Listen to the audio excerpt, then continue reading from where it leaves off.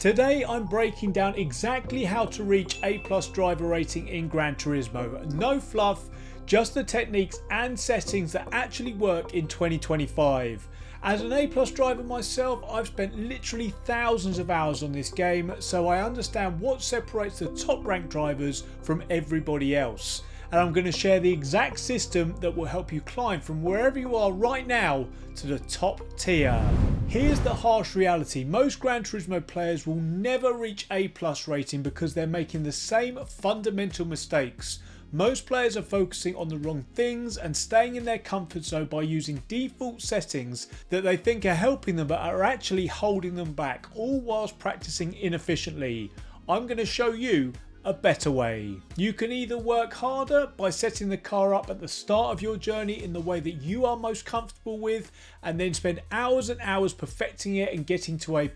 This is nearly impossible and many won't actually get there. Or you can work smarter by setting the car up in the way 99% of the top drivers do and learn to be fast that way. By doing this, anybody can reach A+ and do it much faster. To reach A+ driver rating, you need to master what I call the speed triangle, which is basically my 3-point A+ driver framework and starts with setting up the car and using the proper settings for optimal car control.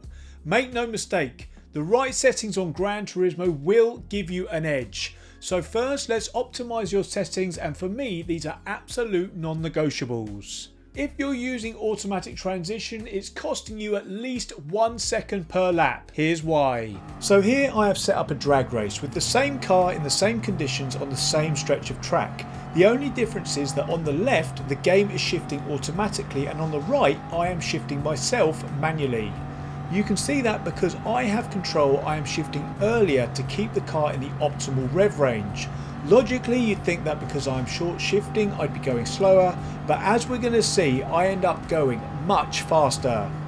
At 100 meters the automatic car is actually slightly ahead, but then the advantage of being in control of your shifting really begins to show.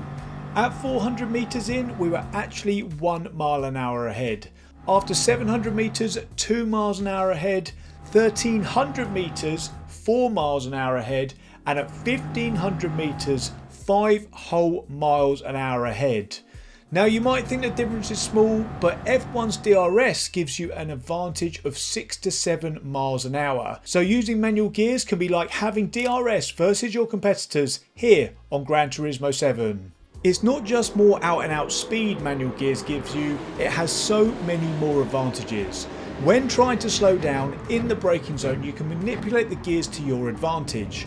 If you're braking in a straight line, you can fire down quickly through the gears to take advantage of something called engine braking to slow the car down even quicker. Engine braking is where you shift to a lower gear, so the engine itself resists the car's forward motion, leading to additional deceleration. Alternatively, you can delay changing gears to control the weight of the car and promote stability in corners where you're not braking in a straight line. To make this easier to understand, think about the opposite of what is going on in the next point we're going to cover. So you can hold off changing gears to reduce rotation, so by doing the opposite you can actually increase rotation. Here we see an example of downshifting mid-corner and staying there for just a moment before changing up and accelerating away. This is affording the driver the advantage of extra rotation versus those who are using automatic gearing. I'm sure you get the idea by now, but the advantages of manual gearing just keep coming. You can strategically use a higher gear to improve grip and corner exit speed, and you can shift gears earlier to save fuel, meaning you can spend less time in the pits and potentially jump your competitors. Trust me, using manual transmission is absolutely essential. The learning curve is tough, but worth it. Once it becomes second nature, you'll wonder how you ever drove automatic. Just quickly, I'm trying to encourage you to try these things in the hope that it helps you get faster. If it has helped you, please do consider helping me by hitting that subscribe button. I'm working hard to make the most informative GT7 videos I can, so it would be great if you could help me on my mission to 250,000 subscribers. Next up, let's talk assists. Assists are there to help you, right? Well, they actually do the opposite. What if I told you assists were actually making your quest to A+ harder? Hear me out. First up, and probably the most common one I see being used on a day-to-day basis, is traction control. This assist limits how much power your car can put down during acceleration, especially out of corners. It works by using wheel speed sensors to detect wheel spin, then it will intervene by reducing engine power or even applying the brakes to any wheel it feels is spinning. Whilst it helps avoid wheel spin and generally keeps you in a straight line, it slows you down and more importantly prevents you from learning how to modulate the throttle yourself to stay on the very edge of the available grip of your tyres. It builds bad habits by encouraging you to rely and lean heavily on the system instead of developing smooth and precise throttle control. Next up is ASM, or Active Stability Management, which actively interferes with the car's dynamics to keep it stable, especially when it senses you're about to lose control. The problem is it masks the effects of weight transfer, which, as I mentioned earlier, you want to control and is one of the most important things you need to understand in racing. You never get to feel the natural balance shifts of the car, making you slower by making it harder to learn proper cornering techniques and advanced car control. Just like the traction control assist we covered before, it builds bad habits by encouraging you to rely on the assist instead of learning to control the stability of your car. The next assist you need to turn off is counter steer assist. This assist does pretty much what it says on the tin and kicks in when the car senses it is beginning to slide, automatically steering in the opposite direction to correct the skid, helping to save you in the event of a possible spin. Now, I'm going to sound like a broken record here, but as with all of these assists, while it might save you or make things easier right now, it's going to lose you time tomorrow by covering up for, in this instance, poor steering or potential poor throttle inputs instead of forcing you to fix them. It prevents you from learning how to recover from oversteer or control the car on the edge, which you're going to need to do if you're going to compete at the top levels on this game. ABS is the only exception to this rule. Keep it on because it's realistic and prevents lockups that will cost you time. So make sure you turn them all off. Every assist except ABS, as we've just mentioned, is actually slowing you down. The final point of my speed triangle is all about the view you use, and it's a bit like the story of Goldilocks and the Three Bears. First up is cockpit view, and I actually don't know anyone who races with this view on Gran Turismo, which says probably all you need to know. For me, it might be the best for immersion, but it's just too restricted. It can make seeing your braking markers and apexes even more challenging, which isn't going to help you when you're trying to get faster, and crucially for competitive online racing, it's more difficult to see others around you, which can increase the risk of accidents. From a view that's too close to a view that is too far, this is Chase Cam. Whilst you have a great view of your braking markers, apexes and everything going on around you, it feels disconnected from the car's feedback. This is going to make it more difficult to drive on the edge of your ability, which you're going to need to do as you climb through the ranks and start racing much quicker drivers.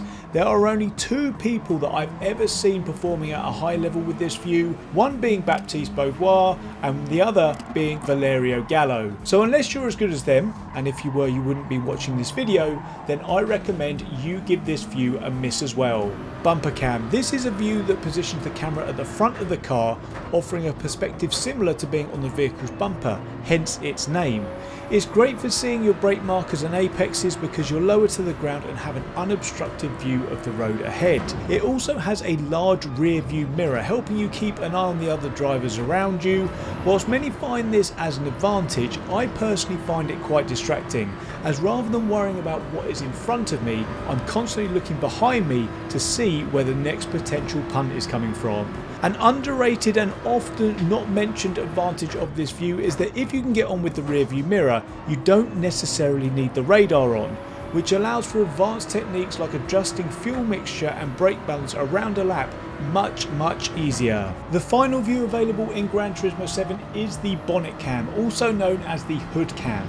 This positions your viewpoint just above the car's bonnet, offering a perspective that includes a portion of the car's front.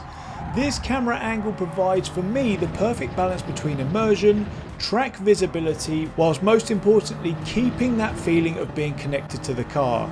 And as those who watch me regularly will know, this is the view that I use. So now we have ripped the band-aid off. We're at ground zero, and for a lot of people this is going to start to feel like a brand new game. But remember, you now have the car set up to succeed and your journey to A+ has begun. Now if you went racing right now, you tank your driver rating, get despondent, start to hate me and probably unsubscribe. So we need to now practice driving the car with these new settings until they become second nature.